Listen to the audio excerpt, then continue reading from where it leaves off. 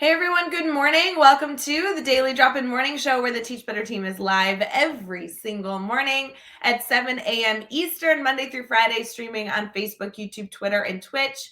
Or shout out to those of you listening on the Teach Better Talk podcast. We so appreciate you being here, even if you're not live with us, so you can participate in all the shenanigans. We are going to have a wonderful, wonderful kickoff to your Wednesday, December 15th this morning. Monica Burns is here. We are going to have a fun little celebration around the holidays today. We have a good news article. And then, of course, we'll be continuing our theme this week about supporting all of our learners. We've discussed UDL, differentiation, and how we're going to continue to foster that conversation this morning. Please go fill up your coffee, and we'll be right back.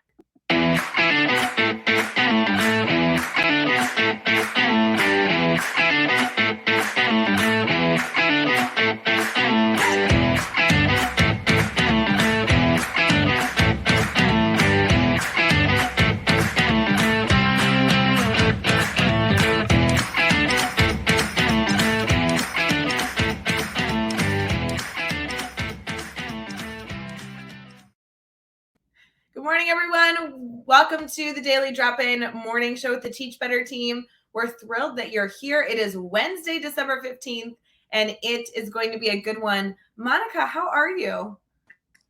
I am great, thank you. Really excited to be here with you this morning. Oh, I'm so thrilled that you're here. So appreciative that you're here. We were actually able to name drop you about 100 times over the last week. So I just thought it was so fabulous that you were scheduled for today. People get to meet you and learn all about you as we've been referring to you as this phenomenal person in our network. We've referenced your book numerous times. It's just so fun to have you. I was going to say have you here in the flesh isn't quite right, but almost, Oh yeah, right. Our version of it, at least this year, I feel like. It's true. Oh my gosh. And I know that we have been able to see each other in person, but now with COVID, I have not seen you for years. So I'm thrilled to be able to have this conversation with you this morning. Well, I'm just excited to be here and saw some of those great social shout outs last week. So I'm so glad that we had this on the calendar for today. It worked out wonderfully. Monica, you do so much in the space of education. I wouldn't even be able to do you justice because while you're truly my go-to for technology, I know that you do so much more than just discuss tech tools. Your work that you do is so beyond that element. I would love to have you share a little bit about yourself. I know that you do a ton in education, but give us the overview. I know most people are already connected to the work that you're doing, but who are you and what are your passion spaces? Well, thank you for that intro. Yeah, so I am based here on the East Coast. I'm a former New York City public school teacher, and I've been out of the classroom for several years now, running professional development for educators, so both on-site and face-to-face. Just last week, I was with educators out in Wisconsin and Arizona for a conference, which was a lot of fun. And yesterday, I was on a webinar with teachers during one of their planning periods, talking about all sorts of tech adjacent topics, right? So using technology in lots of different ways, but really rooted in whatever problem of practice might be for a group, if we're doing some small group work, or some big ideas if I'm doing a session or workshop or keynote, like earlier this month. I was gonna say earlier this week, but I guess last week at this point. Mm-hmm. No, I love that term tech adjacent. Tell me a little about that.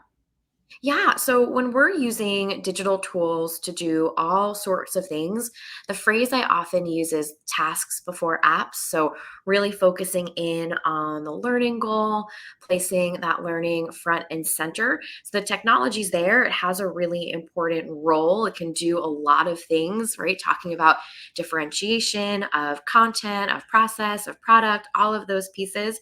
It can really help facilitate that, but it doesn't necessarily have to be the main focus or top of the list, but it's there to help get all of the other pieces done.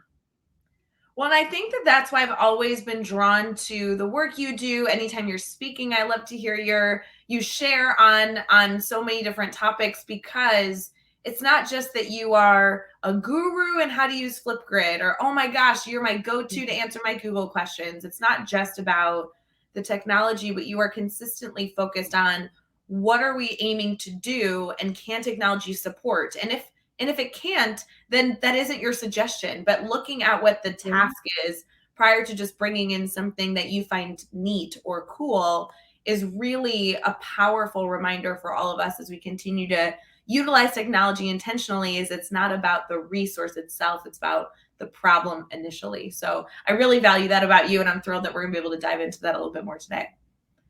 Thank you. And I appreciate that. It's definitely front of mind for me when looking at resources, making recommendations, really trying to anchor all of those pieces in what our big goals actually are.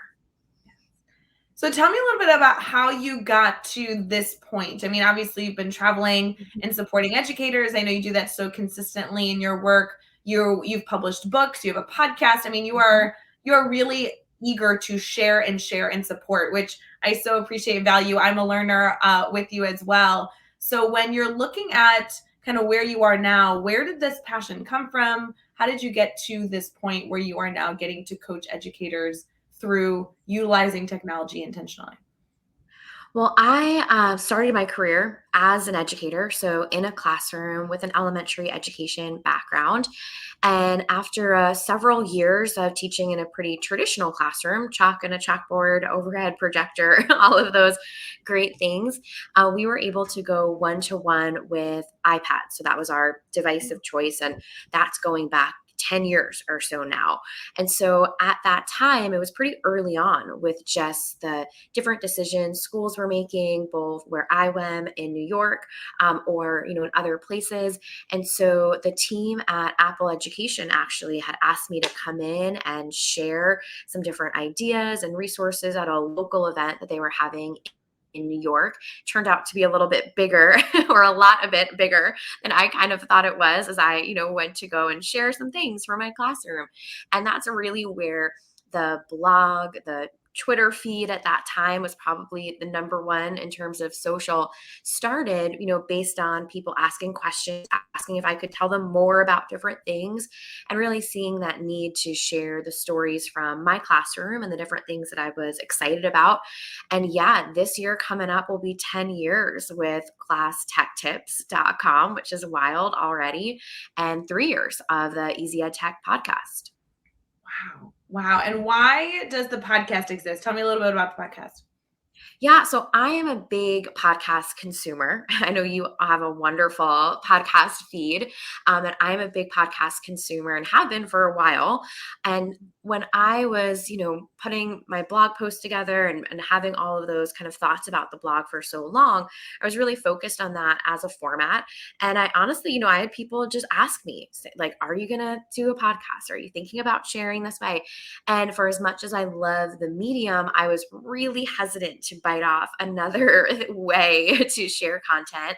It's a production, literally, right? And I know you know that better than a lot of people that I talk to. Just all the things that go on behind the scenes to make it happen. So a few years ago, it'll be 3 years in March, I decided that I did have the capability. I could wrap my head around a format that I wanted to follow and what my publishing schedule would look like. I was really just ready to commit to it. I don't like doing things until I know that I have really the time or the space, especially something new. Yeah. So it's been a lot of fun. And I started off really just revamping some older blog posts and updating them and sharing new pieces. And then it really took about a year or so before I even felt like I could handle having guests, having people come at a certain time. You on the episode that you're featured in goes live next Tuesday. And, part of that has been being home more and not having a wild travel schedule where I can actually say, yes, I can record on these days or whatever that might mean. And having the interview component this past year and a half or so has just been wonderful and a lot of fun about the podcast.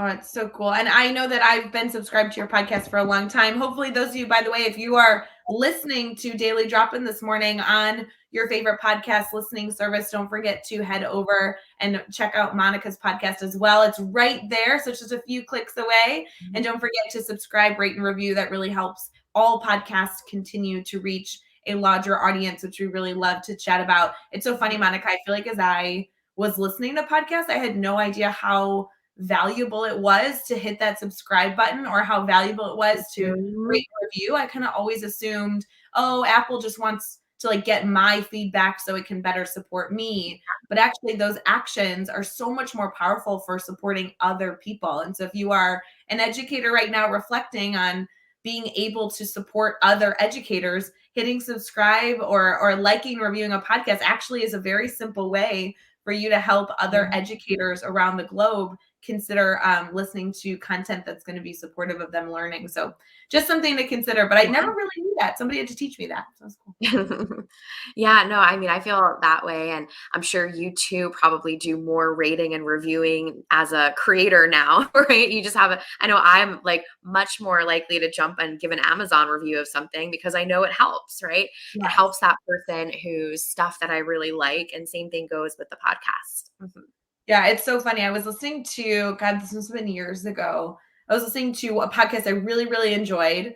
And they kind of did this little snippet, similar to what we just did a few seconds ago, of Mhm. like, hey, I don't know if you knew this, but like it really helps. And at the time, I was like, well, I really enjoy this podcast. I really enjoyed the host at the had so much that I was like, well, if I can do something to support people that I've essentially fostered a relationship with, I love Mhm. listening to them sharing their insight. It's kind of cool that I get to support their work in some way without purchasing something, right? Like without buying a Mhm. product. And I just always loved that little tidbit. I appreciated that in their segment they mentioned, hey, this is helpful because again, we can only do so much with the information we have. And if you can advocate for something that is supporting, yourself or supporting other educators, why not? So Right. anywho, if you guys are Mhm. podcast consumers, go take care of that. That would be so wonderful. Monica, I know that I've been on the show. I'm excited for that episode to come out. Yeah. Tell us a little bit about that format in case people are not yet subscribed and they want to go and be a listener. Yeah, so the new episodes of my Easy EdTech podcast go live on Tuesday mornings, and it's a combination of interviews like the one that you and I did together will go up next Tuesday, and solo episodes where I'll jump in, I'll share some different tips. So today's Wednesday, right? So yesterday's episode was all about emojis and things about emojis that might surprise you. So different classroom connections, different pieces.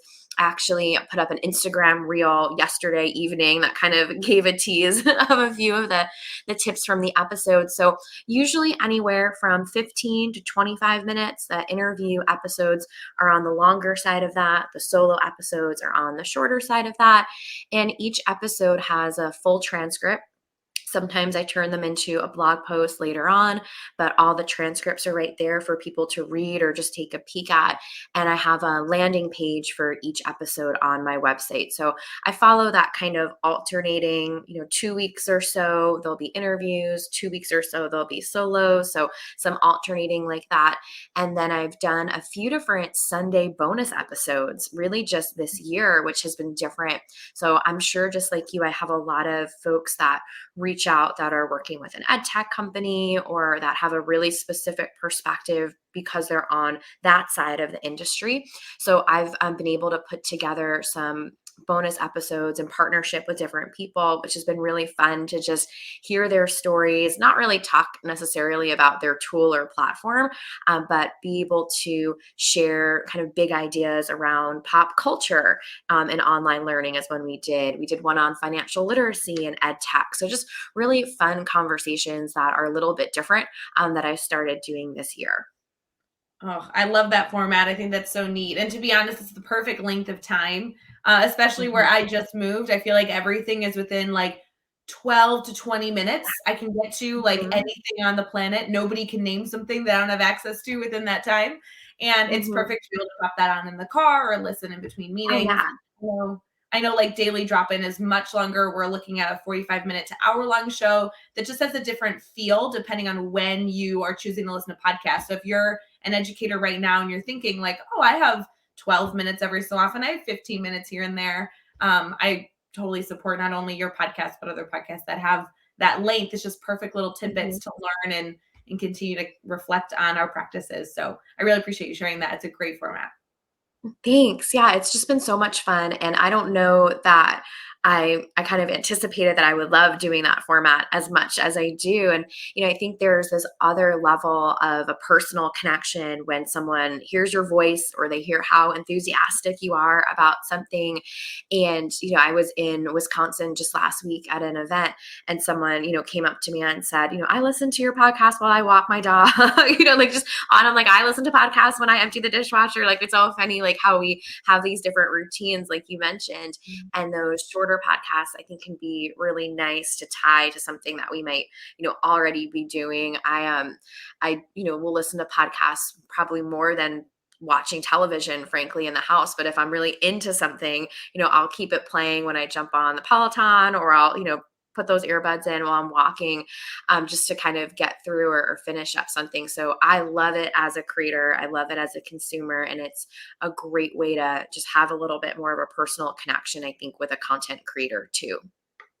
I love the dishwasher idea. You're totally right. I listen to podcasts all the time while like cleaning or like picking things up.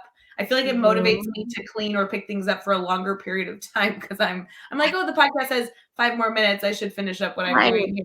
Like, it's so perfect. Yeah. Well, Monica, we're going to get into our next segment, which is all about good news, sharing good news. There's some holidays we're going to celebrate. And then I do want to get into some deep discussion on not only our theme this week, but also your insight, sharing a little bit more about technology resources, your approach with supporting educators, ensuring that they're picking the right tools for themselves. I'm such a fan of all this work. So we'll be right back. Stick with us.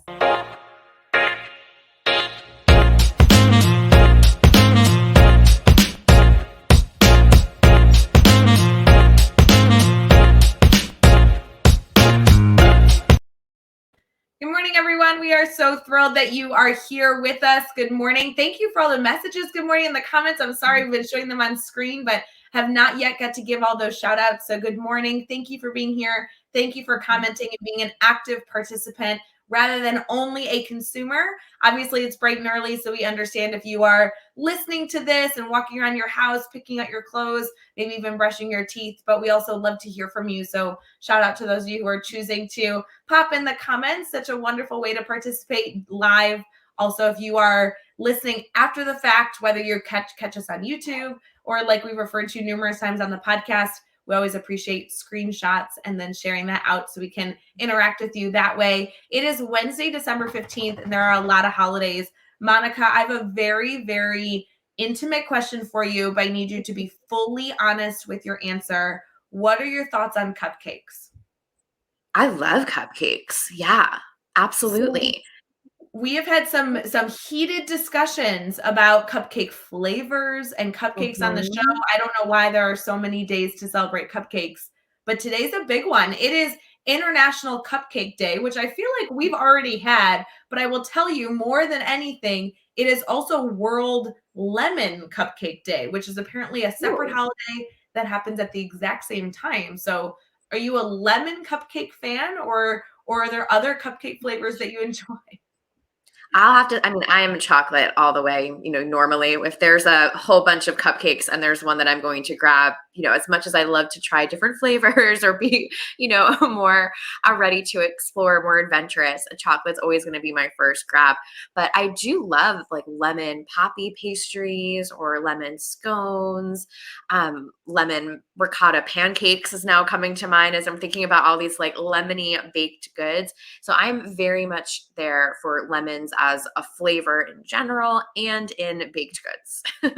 I am a huge lemon fan, but I will tell you, when you go get a cupcake, lemon's not always an option. So I'm hoping that if you and I went to Molly's Cupcakes down the street here in my town that I just moved in, I don't know if they'd have a lemon cupcake, but I hope today they would on December 15th for this holiday.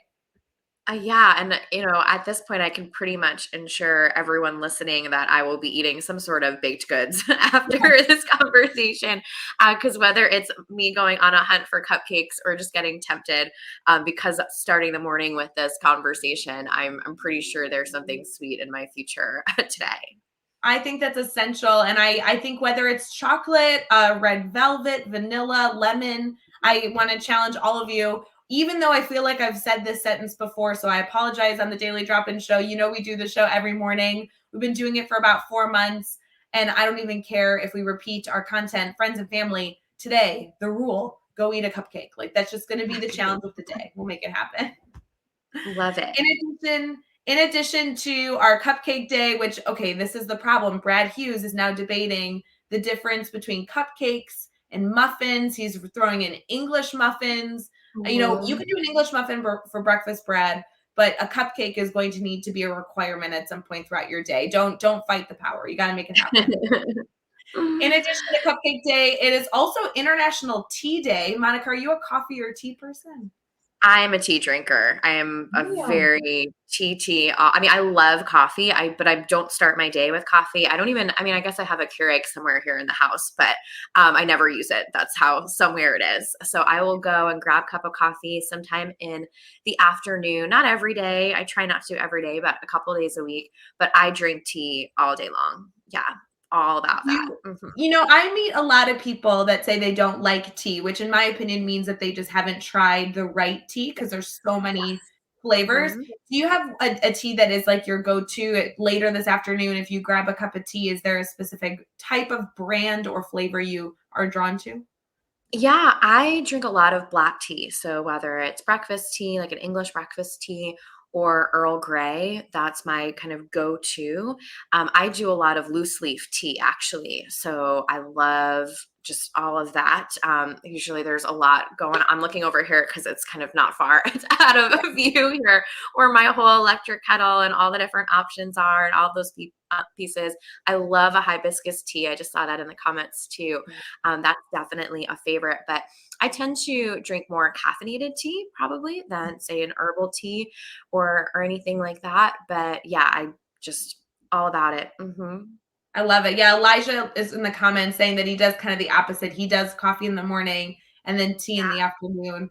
I also like black teas. I think that is so wonderful, especially if you're listening, if you're not a tea person, if you're a coffee drinker, black tea has that bitter element. It's not sweet. It's a little bit more of a different flavor. I think initially when I thought of teas, I thought of like strawberries, raspberries, peaches, like more of that sweet nature, which is not my preference. And so black tea is always a great option for those of you that are interested in trying a tea. I'm seeing in here Indian chai tea. Oh my gosh, that sounds delicious. Ooh.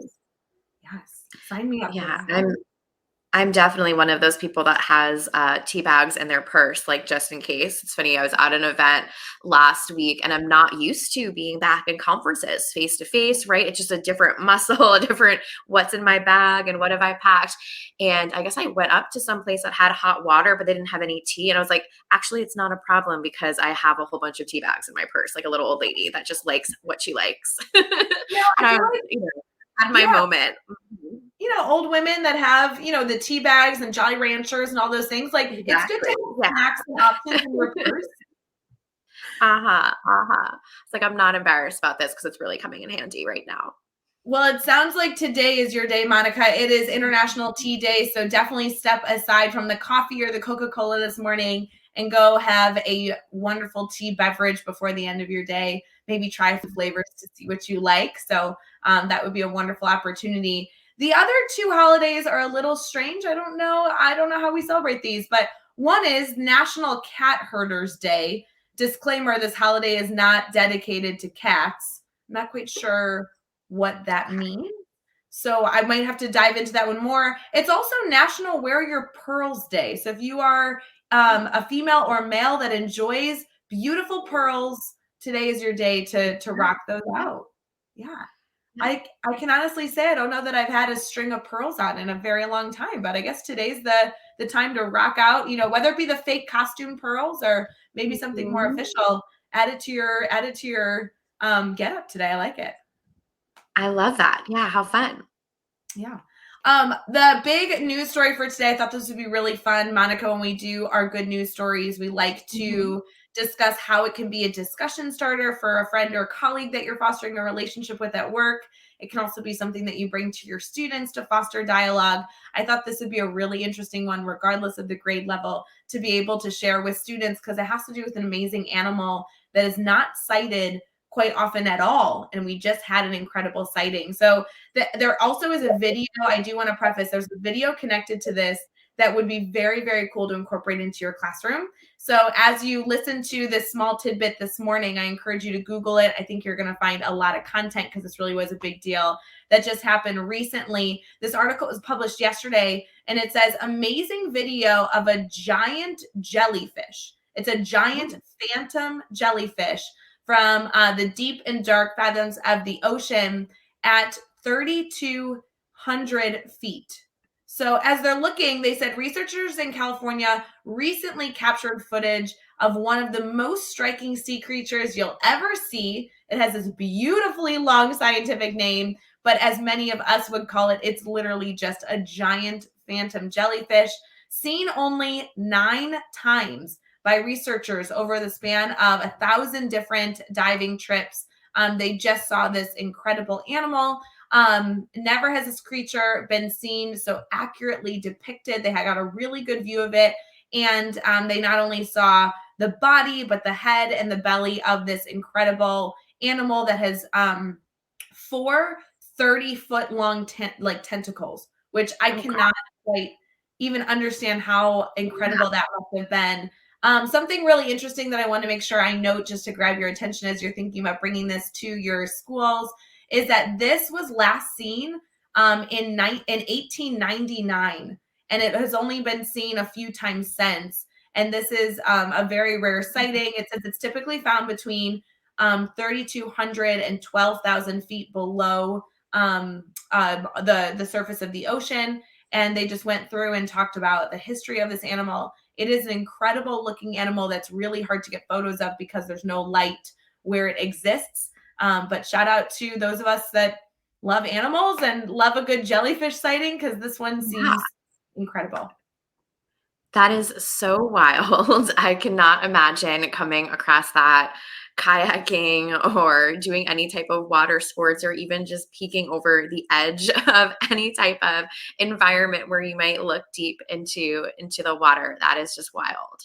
Yeah, I'm more of a stay on the surface or just below like the top of, I can tread water really well. Brad Hughes and I have discussed before, even going scuba diving, like I don't know that I'm going to go more than 30 feet.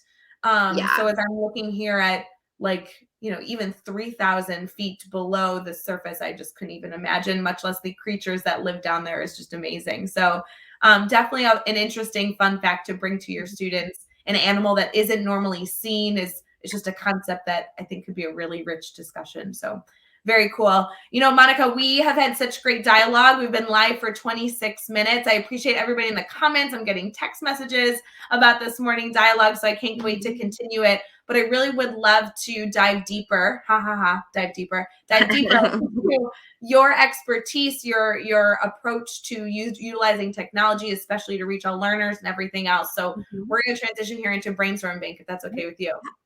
Sounds good. All right. We'll be right back, friends.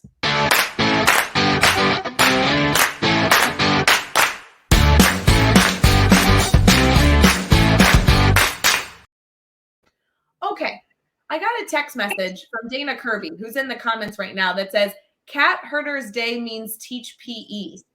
I don't know that that's true, but I get that because like teaching PE sometimes feels like you're herding cats. That's funny.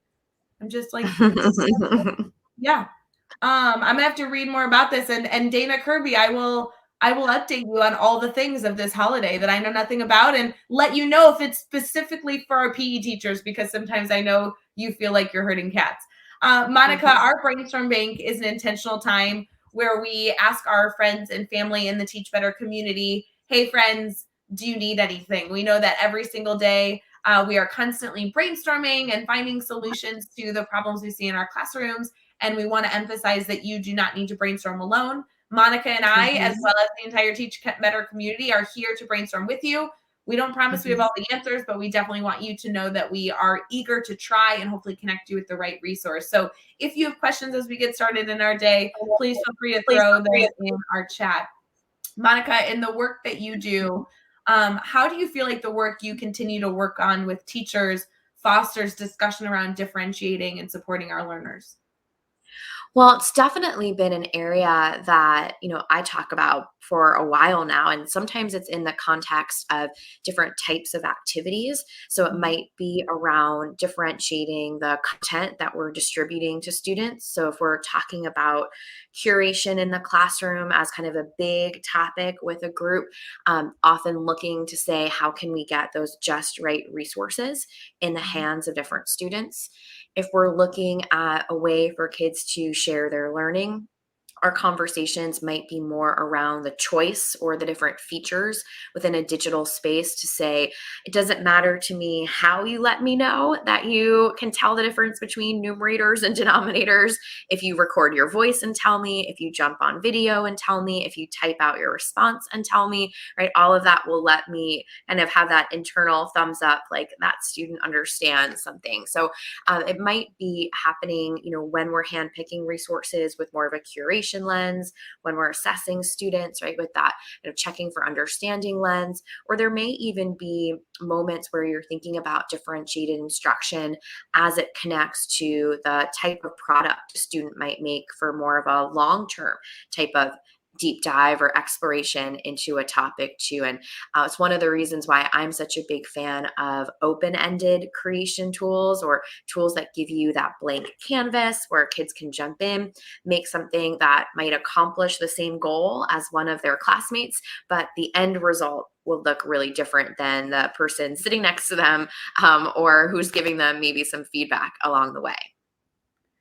As you're recommending a, resource to an educator, is there a specific way that you can suggest educators hunt to find the right tools to support their learners? Yeah, so thinking about just even building out your tech tool belt, I'm first and foremost encouraging, especially this year with just so much going on, for educators to what I will call, embrace your place, right? If you are being told that you have to use a certain LMS, stick with it, right? Don't try and bring in something else just because yes, another thing might be better. The one that was chosen for you might not be the best one. And there might be other reasons why you would have chosen something different.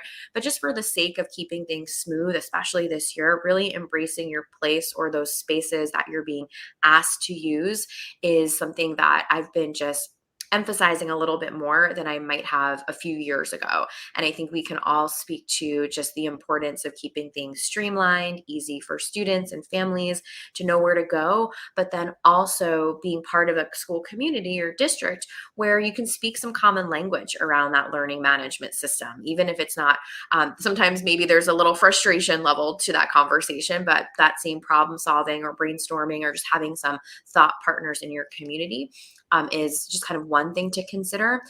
Also, kind of coming back to those open-ended creation tools. I was just recording an episode of my podcast that'll go live in January talking about I think the title is something like just 3 tech tips for this year. Don't go crazy, right? And one of the things that, I talk about there is, pick a tool that you can use for a lot of projects, not a different tool for every time you do a new project with students. Try to find something that's flexible where you can introduce everyone to it with that extra onboarding time, and then just revisit it with maybe different features or different things that you're looking for students to do within that space. So those are the kind of conversations of just being strategic, building your tool belt with kind of the long term in mind, and then also thinking about how you can just save time throughout the school year too. Monica, I love your emphasis on ensuring that you know the problem you're trying to solve before you go find the technology resource. Because like you said, we all are using technology all the time. If you're going to take the time to go hunt for something new, learn something new, introduce something new, there really does need to be that core fundamental of, okay, why? What is this solving? What's our goal? If I'm an educator listening this morning, or even just thinking through a problem that I have. Let's say I've identified a problem, saying, okay, I don't have access to a resource right now that does this one thing that I really know is going to support my learners. Once I've identified the problem, how do I then find the tool? Sometimes I feel like we suggest concepts and ideas and we tell people the first step, but don't always support them in finding then the second and third step that comes with that. So let's pretend I do know my problem. I do know what I'm trying to solve. what's then the next step that I can take to actually find the support I'm looking for? Yeah. So one thing I would suggest is, once you have that kind of almost like your search term, right? The kind of thing I'm hoping to accomplish, there's a few different places you can go to find answers for those questions or even, inspiration for learning a little bit more about it. And starting off close to home is one that I would suggest, right? Bring that problem of practice, that thing that you're looking for to your school community, to someone who you are mentoring or who is a mentor for you, and kind of open up that conversation in a planning meeting that you might have, or maybe something more informal. So kind of starting in your community, there might be someone who is tackling a similar problem, found a great solution, or kind of can give you a stay away. And this one didn't help when I tried to do it. Let's go look for something different. Then I would say taking a look at some social communities, whether it's a great Facebook group that you are a member of, whether you regularly participate in Twitter chats or different places where you can jump into a community space and pose a question. There's just so many people who are kind of out there and passionate about education technology, and you might find someone in one of those groups who can support you. And then I would say the next piece is really going out and taking a look at some of the content that is out there, that's regularly updated, that is being pushed out in a few different places, whether that is kind of proactively signing up for a newsletter that focuses on something around education technology, or jumping into a podcast, right? Like we talked about earlier, so that you can just kind of have some fresh information, and you don't know necessarily when you're going to need it, but you can feel confident that you are up to date and well informed, and have something like that you can, come back to. And I can't speak for everyone who creates content in this space, but I know that, when someone follows me on Twitter, I usually reach out, or, kind of say, do a quick hello, feel free to ask me something, or people will reach out on Instagram and send a DM. And I'm always happy to jump into those kind of, do you know about this kind of questions? And it always makes me smile when maybe someone, says, I saw you at ISTE 4 years ago, ... Here's my question. And now I have a question to ask you. And maybe they didn't, when we were all together at ISTE. And I always say it, at presentations, or reply to this email, or let me know. And so I try my best to communicate that sort of, availability, if you will. And it's always makes me smile when someone kind of does that outreach, even if it feels maybe a little delayed after. It's always just makes me happy. Mm-hmm. I love so many things about what you just shared, but the one thing I do want to make sure I emphasize to our community is I find so many educators identify their problem and then they turn to Google. And Google's great. You should Google as many things as possible. I learned so much via Google, but you really saw or made a connection in your answer around utilizing your network, going and finding somebody in your building across the hall or in your virtual learning space to get some insight first. I hope that what you Google, you find the right solution for yourself. But in your explanation here, being able to go to a colleague down the hall who might share your students, or at least works with your student population, has access to the same resources you do, can give you a suggestion that's so much more credited in some regard than just what first thing that pops up on Google, because now you're able to have a dialogue, you're able to weigh pros and cons, maybe you're able to have a learning buddy. I love this focus of being able to search for something by going to people first, whether it be virtually or in person. Yeah, and it's just, it's also a relationship building opportunity too, right? So if you're working with a group, in your school community, and you bring that problem or you ask that question, right? Now that's someone that knows that they can reach out to you, or that might check in on you, or just kind of build relationships, especially if you were teaching at a distance the past year or two, right? Just to re-engage with someone who maybe, you used to talk to about all the things, or to connect with someone who maybe is more in your orbit now than they were a few years ago when you were face to face in the past. It's also a great way. And, I think you and I could probably speak to this just with how we know each other, connecting on these social spaces, participating in our Twitter chat, reaching out because you know someone is also interested in similar topics. There's a lot of people that I connected first with, in social spaces on a Twitter chat or doing something, like that. And then I went to an event or a conference and saw someone, on an escalator or in the elevator or, in a different spot, and was able to just say, hey, like, I kind of know you, right? And now we can really talk and have a conversation. So there's just a lot of reasons why um, leaning into your communities, whether it's in your school community, a little closer to home, or in social, is really, really powerful. So good. I know last week, Monica, we were talking about you, so I'm sure your ears were burning because I got one of your books. I know you've published about 9,500 different books and resources, but this one specifically I kept highlighting last week. So as we were talking about you on Daily Drop, and I'm sure your ears are burning, you're like, somebody's talking about me. But on here specifically, it's right on the front cover, it says 100 plus ed tech tools included. To me, this is also a very similar element to going to somebody that is a trusted resource. I know Monica, I talk about it all the time, whether you're here or not, that you're really somebody that I trust going to and gaining insight from. I think that your advice that you give is always very relevant and important to me. And so going to a resource that you've produced, like a blog, a podcast, again, a physical book, to give some of those recommendations also is a familiar space that might be a little bit more personalized and informed than just a Google search sometimes, because of the relationship I've been able to build with you, the trust that I've been able to build in learning from you. And so I can only imagine this book, as well as other resources you provide, is another avenue to find the right resource for you. Well, thank you. Thank you for those kind words, and just the shout out about the book last week too, and on social this month. I really appreciate it. And, I was really wanting to make sure that there were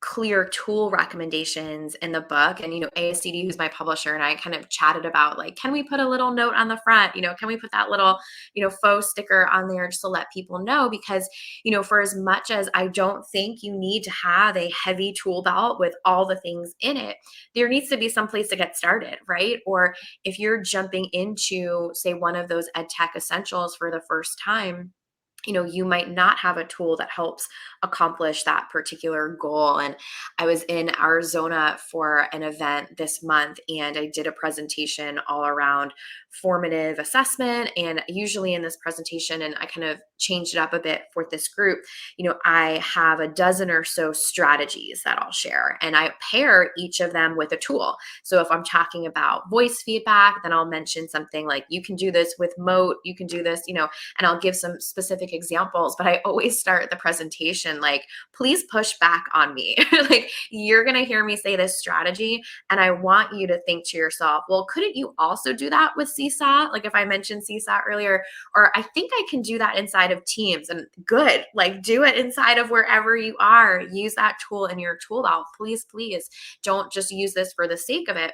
But at the same time, I want to make sure that I'm giving some examples for someone who might be at a different part of their journey with all of this work, or who might work with a colleague that would appreciate a new recommendation. So there's that kind of just informative piece of it too. But yeah, I'm right there with you that balance is really important.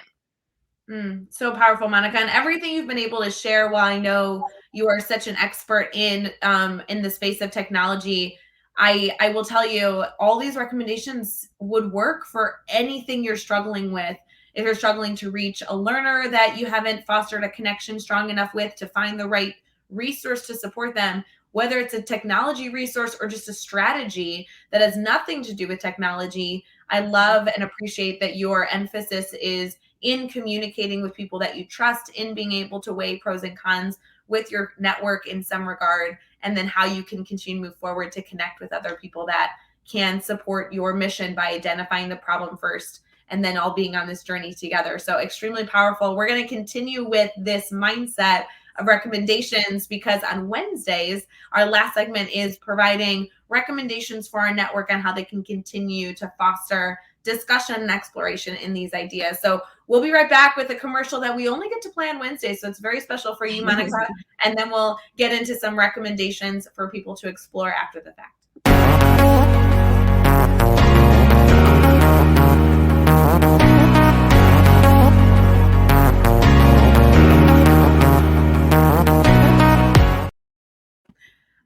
friends. Thank you for tuning in to Daily Drop-In. We are at the tail end of our conversation here. Monica, it's been so fun to be able to chat with you. Here in a minute, I'm going to have you share how people can stay connected to you. I know you've had your Twitter handle and Instagram handle up on the screen this entire time, but even for those people that are listening on the podcast, we want to make sure they have all the resources humanly possible to connect with the work that you're doing. I do want to ask you, though, if you had a resource to share, if you had one recommendation on something for people to go and challenge themselves with to continue their exploration, whether it be in technology or just making sure that you have resources at your fingertips to differentiate and support all your learners, what would be your recommendation of where they could either get started or continue to foster that exploration? Yeah. So if you're committed to this idea of really setting up everyone for success and giving them different ways to share their learning, I'm a big fan of Book Creator. I've done some work with their team, and just yesterday was working with a group of educators virtually, even though in New York, I've been with them in person, but we were virtual yesterday. And, we were looking at it specifically for a comic book conversation, right? And we're making comics, and that was kind of what led us in. But then it quickly pivoted to your students can share with a voice note. They can use voice to text. They can copy text in that they've used from a different place. They can snap a picture of an illustration they've made. They can jump on camera.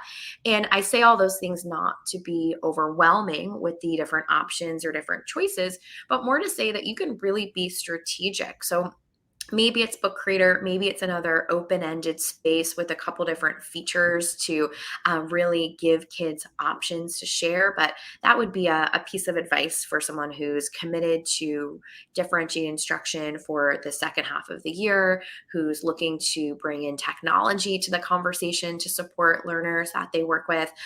It's a favorite, and you can get started with it for free, which is also a reason why I love introducing it as an example when working with educators. So perfect. I love a good free account.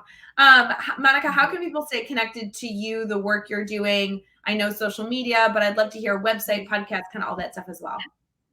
Yeah, so Class Tech Tips is where you can find me on the web. So that classtechtips.com. I'm actually doing a big website rebrand that's going to go live early next year. So with the 10-year anniversary there. So super excited about that.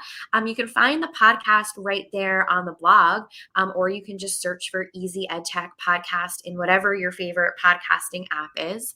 And then Class Tech Tips on social. So I share a lot on Instagram and Twitter.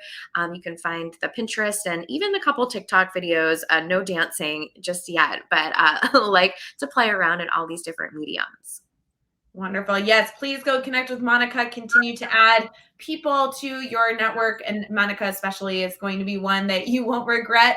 For all of our friends and family here, happy Wednesday. We appreciate that you were able to tune in for Daily Drop-In. We wish you nothing but the most amazing Wednesday. It is Wednesday, December 15th. We know you're at the tail end for many people until they head into winter break. But trust me, these are going to be good moments to celebrate with those kiddos before you go on a little bit of break and they miss you like stinking crazy. Monica, thank you so much for joining us. I know it was bright and early, but we really appreciate you coming on the show, sharing your insight and all the work that you continue to do to support teachers. So thank you.